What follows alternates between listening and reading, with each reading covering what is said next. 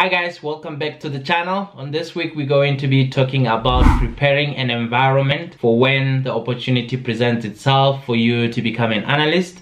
It's something else that I've reflected on, and I realized most of us are not analysts, not because we do not have the tools. We have the tools, but maybe we did not prepare for the opportunity. And then for that, we just want to discuss a few things drawing from my experience until I became an analyst. Stay tuned for the rest of the video.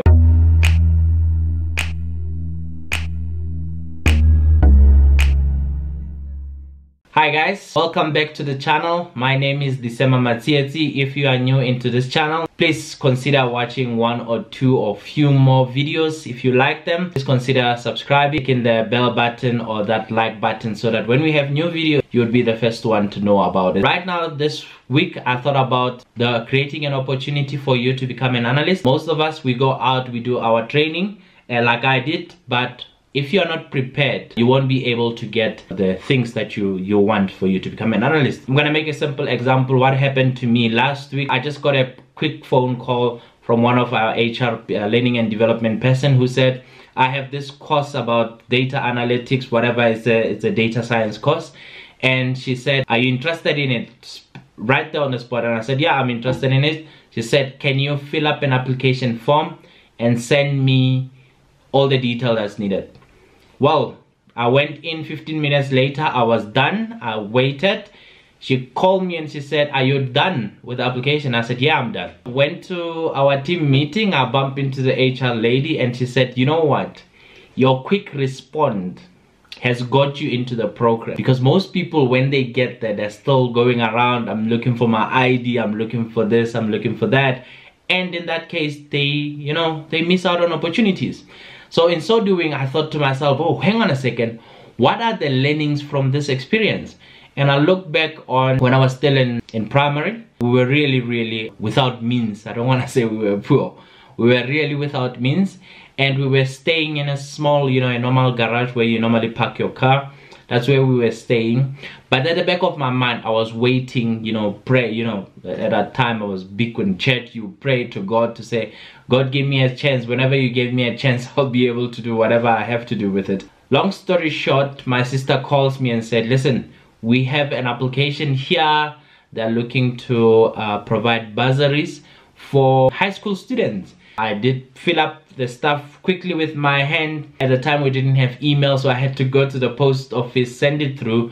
Long story short, my sister read and my brother read my citation. They laughed at it. All they remember is when I wrote cartoons. I drew some lights, some eyebrows and a smile to say I like to watch cartoons, I like to play with friends, stuff like that. Whatever I had, I was still in primary at the time. Story short, I got the bursary for 2,500, and at the time I was already in grade 9 going to grade 10, and our school ended at grade 9.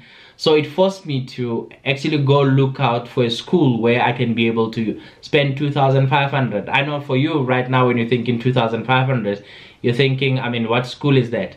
To put it into perspective, the primary that I was in, we were paying 70 rands, 70 a year. So 2,500 is actually probably, school fees for half my class. We were 60, 70 in a class. So I could actually pay school fees for a lot of people. So number one, it said I cannot go into most of the township schools. I was in a mining school at the time. So I knew right away I could not go into any of those schools. It forced me, because of that, it forced me to go into the town school. I went into a few and they were frank with me. They said, we don't want people like you. But I didn't let that down because I had the bag of money. When you have money and people don't want, they're like, no, we don't take somebody like you in our schools. So I ended up going into another school and they said, yes, we are willing to take you. But the problem was the school fees in that school. It's a town school, was not the best of the best in Welkom. The only problem was the school fees. My school fees was gonna be 1,000 rand. I know it's a huge jump from 70 rands to 1,000 rand. But my problem is my bag was 2,500. So I'm like, I got 2,500. What do I do with 2,500? And the lady at the register, she looks at me and she said, do you wanna stay in boarding? I said, what is a hostel? Well, she called it a hostel. I said, what is a hostel? Because I thought about mining hostels for the minors. She said, no, it's a boarding school. You can stay there and do whatever. Funny part is home and the school was not that far off. I could just easily walk to school. But because I had the money, I was forced to go to boarding school. And long story short, I was able to open up the opportunities until today that I became, you know, with many accolades, academic and work accolades. But all of that came out to me opening up to this other survey application that I had to handwrite and then post it out. What happened last week, you know, it hit home for me, took me back to that perfect example of what happened many years ago in the year 2000. I think it was 2000, 2001, I can't remember 100%. And all of that remains into, as much as you are doing your prayers and you're doing the secret and you're doing your vision board and you're doing your hum, you are meditating, whatever suits you. If you are not ready and you are not prepared for the opportunity, I'm sorry to say this, you are just wasting your time. I know this channel is a niche, it's for small people who really want to become analysts, and I'm gonna give this advice to you. If you really want to become an analyst and that's where you're setting your eyes into it, create an environment where you are already ready.